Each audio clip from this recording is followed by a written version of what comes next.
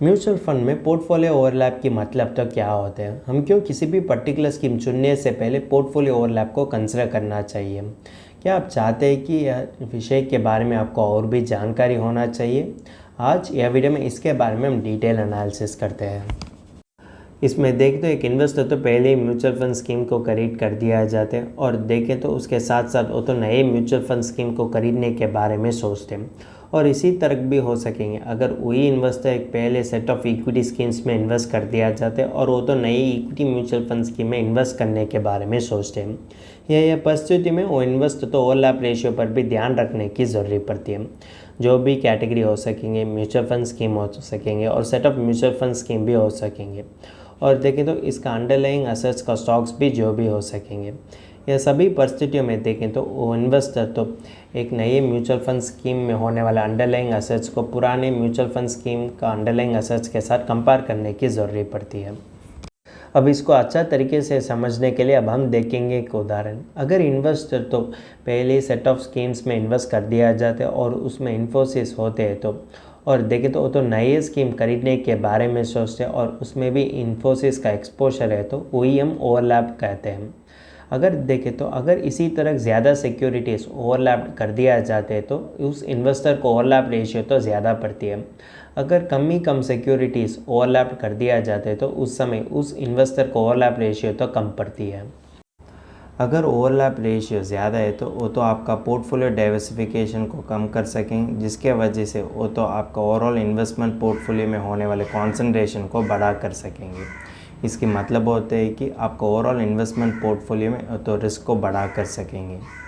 हम as a investor सोचते हैं कि हमारा सभी फंड्स अगर हमने एक लार्ज कैप फंड में इन्वेस्ट कर दिया जाते तो वो तो ज़्यादा खतरनाक हो सकेंगे। इसी कारण के लिए हम तो हमारे सभी इन्वेस्टमेंट्स को 2 से 3 लार्ज कैप फंड में डाइवर्सिफाई कर दिया जाते हैं। लेकिन जनरली देखें तो लार्ज कैप स्टॉक्स होते हैं कि मार्केट में होने वाले टॉप 100 स्टॉक्स और लार्ज कैप फंड्स तो उन 100 स्टॉक्स में होने वाले बेस्ट परफॉर्मिंग स्टॉक्स में इन्वेस्ट कर दिया जाते हैं। यह सिनेरियो को लेते हैं तो अगर आप तो 3 से 4 लार्ज कैप फंड्स में इन्वेस्ट कर दिया जाते हैं, अगर वो 3 से 4 लार्ज कैप फंड भी वही सेट ऑफ स्टॉक्स में इन्वेस्ट कर दिया जाते तो क्या हो सकेंगे? अगर हमने देखेंगे तो यह कारण के लिए आपके हायर ओवरलैप रेशियो पड़ती है और देखें तो आप सोचते हैं कि आप तो अलग अलग फंड्स में इन्वेस्ट करने के कारण आपका ओवरऑल रिस्क तो कम पड़ती है। लेकिन अगर वो अलग अलग फंड्स वही सेट ऑफ स्टॉक्स में इन्वेस्ट कर दिया जाते तो क्या हो सकेंगे? अगर आप देखें तो आप तो वही सेट ऑफ स्टॉक्स में इन्वेस्ट कर दिया जाते अलग अलग स्कीम्स वजह से, इसमें देखें तो आपके लिए कोई भी उपयोग नहीं होते। क्या ये तो रियल डाइवर्सिफिकेशन हो सकेंगे? यही कारण के लिए मैं बताता हूँ कि आप तो पोर्टफोलियो ओवरलैप रेशियो पर भी ध्यान रखने की ज़रूरत पड़ती है। अगर आप डाइवर्सिफिकेशन पाने के लिए 2 लार्ज मिड और मल्टी कैप फंड में इन्वेस्ट करने के बारे में सोचते हैं और जो भी कैटेगरी में इन्वेस्ट करने के बारे में सोचते हैं, अगर आप तो वही कैटेगरी में अलग अलग फंड्स में इन्वेस्ट करने के बारे में सोचते हैं और अलग अलग कैटेगरी में इन्वेस्ट करने के बारे में सोचते हैं तो अगर आप एज इन्वेस्टर अलग अलग कैटेगरी में इन्वेस्ट करने के बारे में सोचते हैं तो आपका ओवरलैप रेशियो तो कम पड़ती है और आपके लिए बेटर डाइवर्सिफिकेशन भी मिलते हैं। अब तो जिस तरीके से पोर्टफोलियो ओवरलैप को कैलकुलेट करना चाहिए और दोनों पोर्टफोलियो के बीच होने वाले कॉमनैलिटीज़ तो क्या होते हैं और यही हम कह सकें कि पोर्टफोलियो ओवरलैप। अगर देखें तो दोनों पोर्टफोलियोज़ के बीच क्या कॉमन एलिमेंट्स होते हैं, क्या कॉमन स्टॉक्स हो सकेंगे और देखें तो इसको आप तो वेरीफाई करने की ज़रूरत पड़ती है। यह सभी चीज़ एनालाइज करने के बाद ही आपको पता चलते कि ये दोनों पोर्टफोलियो के बीच में कितना ओवरलैप रेशियो पड़ती है और क्या यह ओवरलैप रेशियो अच्छी है और कि बुरी है। अगर आपके लिए हायर ओवरलैप रेशियो पड़ती है तो आपका डाइवर्सिफिकेशन तो कम पड़ती है और कॉन्सेंट्रेशन रिस्क तो ज़्यादा पड़ती है। कॉन्सेंट्रेशन रिस्क का मतलब तो लेवल ऑफ रिस्क भी ज़्यादा हो सकेंगे।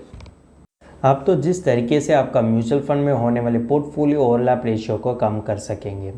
अगर आप पहले देखें तो आप तो फ़ंड टाइप को चुनना चाहिए और उसके बाद आपका फ़ंड कैटेगरी के बारे में चुनना चाहिए और उसके बाद इसमें भी आप तो वैरायटी को लेने में कोशिश करना चाहिए। अब पहले हम देखेंगे एक उदाहरण। अगर आप तो पहले लार्ज कैप फंड में इन्वेस्ट कर दिया जाते हैं तो आप तो मिड कैप फंड्स में इन्वेस्ट कर सकेंगे। लार्ज कैप फंड्स में देखें तो 80% ऑफ द स्टॉक्स तो लार्ज कैप स्टॉक्स के होते हैं और मिड कैप फंड्स में देखें तो 80% ऑफ द स्टॉक्स तो मिड कैप स्टॉक्स के होते हैं। इसी कारण के लिए ओवरलैप रेशियो तो कम ही पड़ती है। अगर आप चाहते हैं तो अलग अलग फंड मैनेजमेंट स्टाइल में भी इन्वेस्ट कर सकेंगे।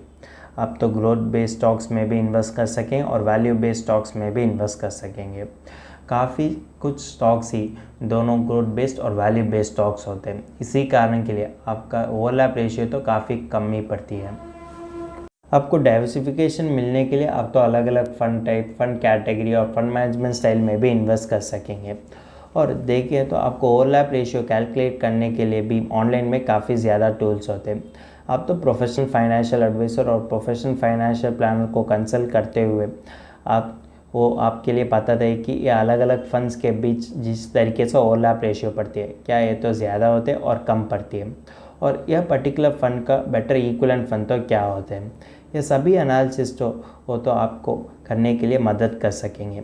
और देखिए तो अगर आप एज इन्वेस्टर के लिए ज़्यादा ओवरलैप रेशियो पड़ती है तो आपका डाइवर्सिफिकेशन तो कम पड़ती है और आपका कॉन्सेंट्रेशन तो ज़्यादा हो सकेंगे। कॉन्सेंट्रेशन की मतलब होते है कि रिस्क, और आप एज इन्वेस्टर यह चीज़ पर भी ध्यान रखने की ज़रूरी पड़ती है। अब तो पूरे तरीके से ओवरलैप रेशियो को एलिमिनेट नहीं कर सकेंगे। अगर आप फंड ए और फंड बी में इन्वेस्ट कर दिया जाता है और आप तो इसी तरह सोचते हैं कि दोनों के बीच किसी भी स्टॉक्स कॉमन नहीं होना चाहिए, यह तो प्रैक्टिकली इम्पॉसिबल होते हैं। ओवरलैप रेशियो तो डेफिनेटली पड़ती है। जिस तरीके से आपको ओवरलैप रेशियो कम पड़ती है उस तरीके से आपको अच्छा डाइवर्सिफिकेशन पाने के मौका भी ज़्यादा हो सकेंगे। अगर आपको ओवरलैप रेशियो के बारे में कोई भी संदेह है तो उसके बारे में ज़रूर कमेंट सेक्शन में बताइए। अगर तुमको इस टॉपिक में और कोई अदर फाइनेंस और इन्वेस्टमेंट रिलेटेड टॉपिक में संदेह है तो हमारा फाइनेंशियल एक्सपर्ट के साथ अपॉइंटमेंट बुक कर सकता है। अपॉइंटमेंट का लिंक डिस्क्रिप्शन में दिया गया है। और फिर इन्वेस्टमेंट के बारे में और फाइनेंस के बारे में तुमको ज़्यादा बताना चाहिए तो हमारा लाइव वेबिनार अटेंड कर दीजिए। वेबिनार का लिंक भी डिस्क्रिप्शन में दिया गया है। वेबिनार एब्सोल्युटली फ्री है। इस वीडियो तुमको पसंद है तो लाइक कर दीजिए, फ्रेंड्स के साथ शेयर कर दीजिए और ज़रूर सब्सक्राइब कर दीजिए। धन्यवाद।